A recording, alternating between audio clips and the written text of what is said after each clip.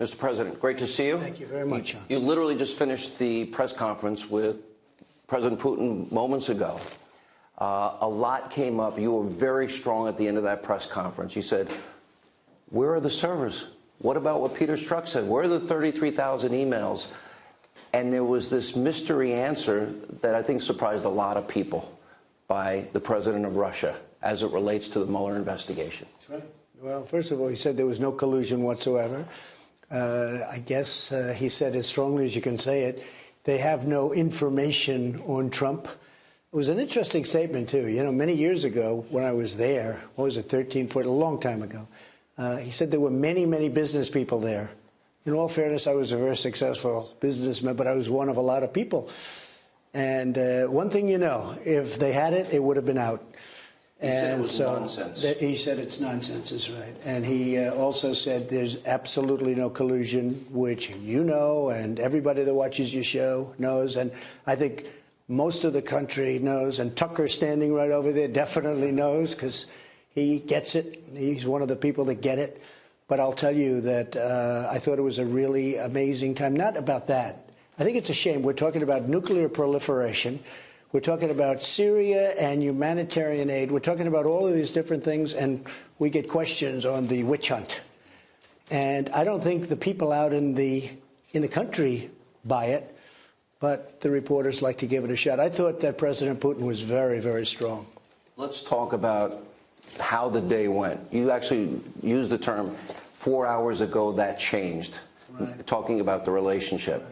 Was it that quickly and that profound? We had a very long meeting, and it was a good meeting. We discussed so many different things, including nuclear, including war and peace, including economic, Syria, Ukraine.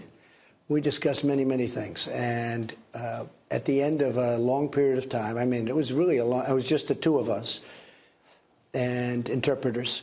And at the end of this meeting, I think we really came to a lot of good conclusions. A really good conclusion for Israel, something very strong. He's a believer in Israel. He's a fan of Bibi, and really helping him a lot, and will help him a lot, which is good for all of us. Let's talk about specifics that you went over as it relates to both Syria, which he has been a supporter of the Assad regime, and, of course, Iran, which is the #1 state sponsor of terror, fomenting proxy wars. Right. Well, I think on Syria we're getting very close. I think it's becoming a humanitarian situation, and a lot of people are going to move back to Syria from Turkey and from Jordan and from different places. They're going to move back, less so from Europe, but they will be moving back from lots of different places.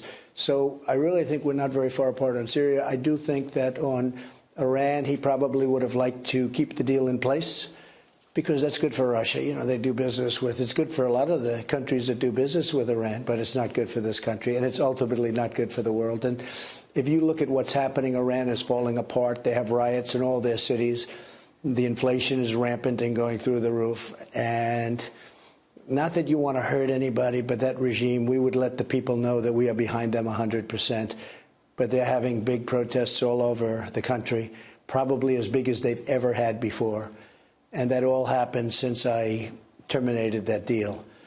So we'll see. You know, they were talking about... Can you partner with Russia to perhaps stop the fomenting of terror, stop the proxy wars? Was that discussed? Well, it was, and I think that would be a great thing if we could do it. Then you have some people that say, oh, you'd have to do, you know, get involved with Russia. But if we can stop killing all over the place, or terrorism. We discussed radical Islamic terror at great length, because they have the problem too.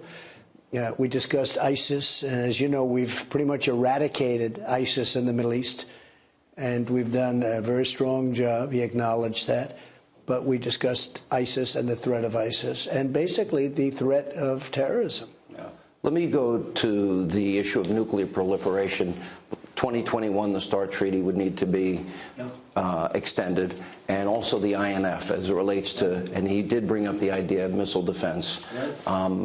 Were those issues discussed, and did you make any progress?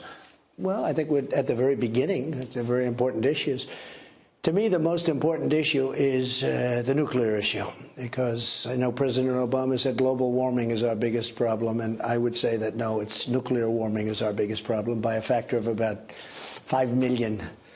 The nuclear problem, we have to make sure, we have to be very careful. And, you know, if you look at Russia and the United States, that's 90% of the nuclear weapons. Two biggest nuclear powers. Start doing something and working on other countries. And he also said he wants to be very helpful with North Korea. We're doing well with North Korea. We have time. There's no rush. You know, it's been going on for many years. But we're doing very well. As you know, we got our hostages back. There's been no testing. There's been no nuclear explosions, which we would know about, you know, immediately. There's been no rockets going over Japan, no missiles going over Japan. And that's now been 9 months, and the relationship is very good. You saw the nice letter he wrote. And so I think a lot of good things are happening, but President Putin is very much into making that all happen.